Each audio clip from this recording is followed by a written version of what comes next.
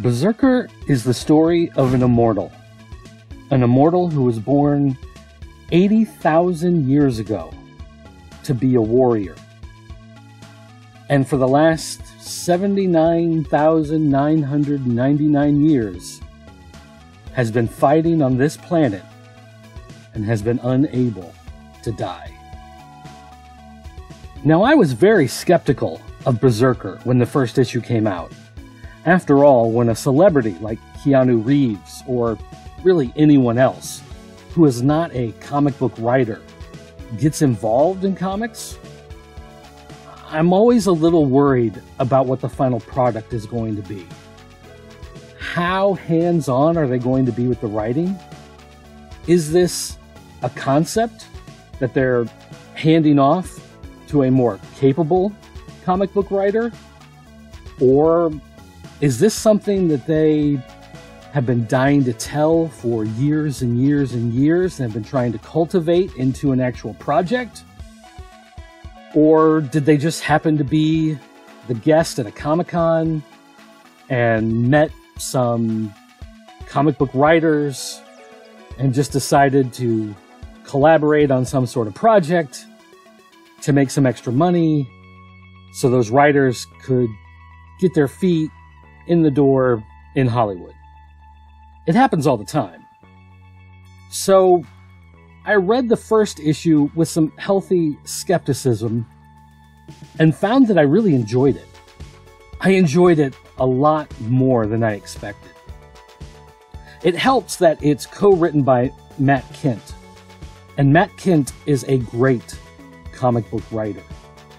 He's one of those guys who can take an oddball concept and turn it into something fantastic. He's done amazing work in some independent books that really had no reason to be any good. And so I don't know how much influence Keanu Reeves actually has in this story, but this story is pretty good.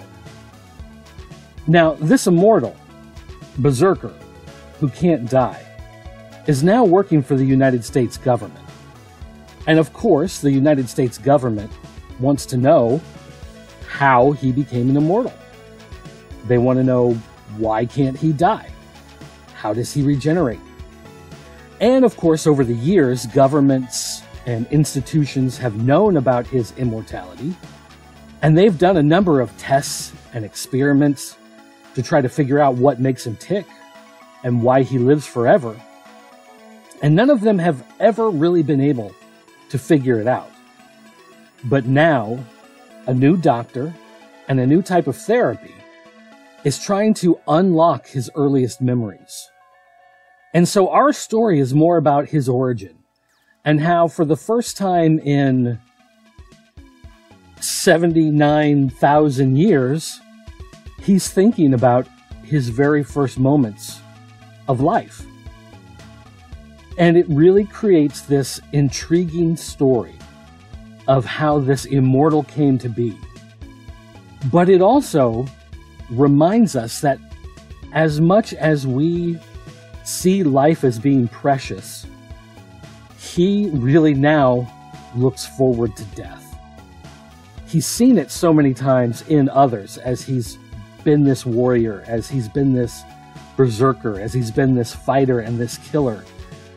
But he really wishes that he could just finally die and be done with it.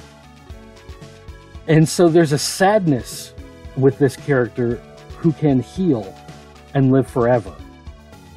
And it makes for an interesting juxtaposition between his immortality and our humanity. I like the story a lot, and I've made sure to let my comic book store know that I want this entire series. I didn't back it on Kickstarter, and now I'm kicking myself. I should have. I should have known that Matt Kent would not get involved in a project that he wasn't going to put 100% of himself into, despite whatever Keanu Reeves brings to the table. This is good. I like this story a lot.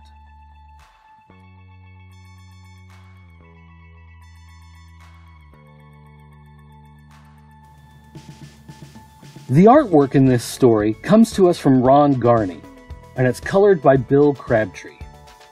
Now, Ron Garney is one of those comic book artists best known for his work for Marvel in the late 90s, for books like Captain America and Ghost Rider and Hulk. And he was known for having sort of this kind of classic but plain comic book style. He never really stood out, was never really overly popular. That's not a knock on his talent. It's just that fans of the comic book industry can sometimes be very fickle. But as I look through the artwork in this series, he's gone for a style that is very different from the traditional work he used to do. In the last few years, and I say few meaning maybe the last decade, he's developed a style that looks more like the work of early Frank Miller. There's a lot of dark spaces, there's a lot of shadow and heavy areas, and there are a lot of spaces where the lines don't fully outline an area, but they complete the shape. If you're familiar with the artwork of guys like Walt Simonson, or Keith Giffen, or even the aforementioned Frank Miller, you know what I'm talking about. It's stylized, it has a lot of harsh edges, a lot of roughness, and it fits very well for a book like this. It's grungy, it's tough, and there's a lot of blood and gore and violence, especially because it's a book about an immortal warrior who's been killing for 80,000 years on planet Earth. It's a fantastic look. The coloring is also a good reason why the artwork stands out so well. While the line work does a good job of having these light spaces and dark spaces, the color also adds a lot of texture. There's a fair amount of variation within the coloring itself. The color almost looks like it's been watercolored on top of sketch paper. So there's a texture to it. There's a roughness. It almost looks like you could reach out and feel it because it has this roughness to it. There's a lot of variation where you can see in things like the rocks or animal skins, or even the blood and gore of the wild animals or the other warriors as they're being attacked, where you can see a lot of color variation, and the way it's stylized adds a lot to the presentation.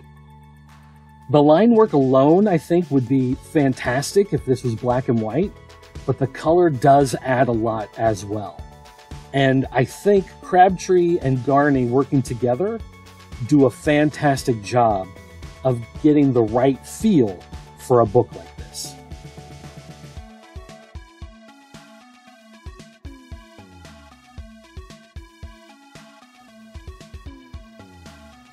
One thing I enjoy about the presentation of the book comes in the fact that it's sold with various covers. Now, multiple covers in the comic book industry is nothing new.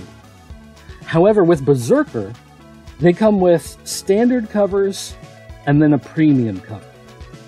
Now, the standard covers come at the industry standard price of $3.99. So you're not paying a lot for a comic from a smaller publishing company. It used to be that when you bought a comic from a company that wasn't Marvel or DC, or maybe even Archie in some cases, you paid an extra $1 because they were printing such a smaller amount of comics that they had to raise the price. But nowadays, you can get the comics for that same price as your standard Marvel and DC books. So $3.99, you're not paying any extra. However, it only comes with 20 pages of story. So you have to ask yourself if the 20 pages of story are good enough for that price compared to the 22 or 24 pages you're going to get from Marvel or DC, depending on the book. In this case, I feel it is. The story is so intriguing and so well done. The artwork is so fantastic and so well rendered and presented that I think, even with losing those few pages, the story you're getting is worth the price. Plus, Boom has a tendency to put a preview for another book in the back. Usually about 5 or 6 pages of an upcoming book that they want to highlight as a preview, as sort of an intro backup story, if you will. So you do get a little bit of something extra unrelated to your main story, but it is something to consider. You are getting a little taste of some extra entertainment in the back of the book.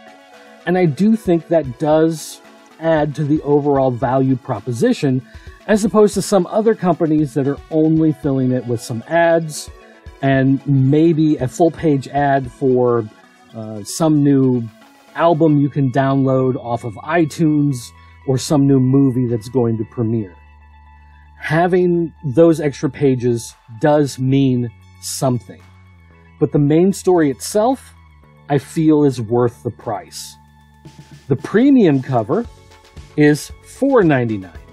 In this case, for issue number 2, it's a foil variant, where a piece of artwork is displayed on top of a shiny foil background.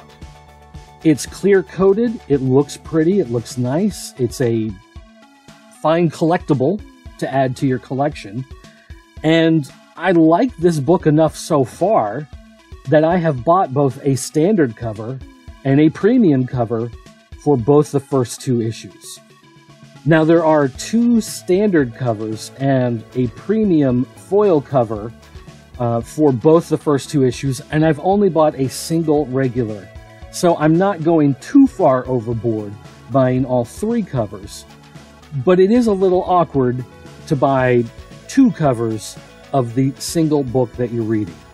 But I like it enough, and I like the presentation of the artwork on both covers, that so far I've bought 2 copies of each book. I feel like the value is there.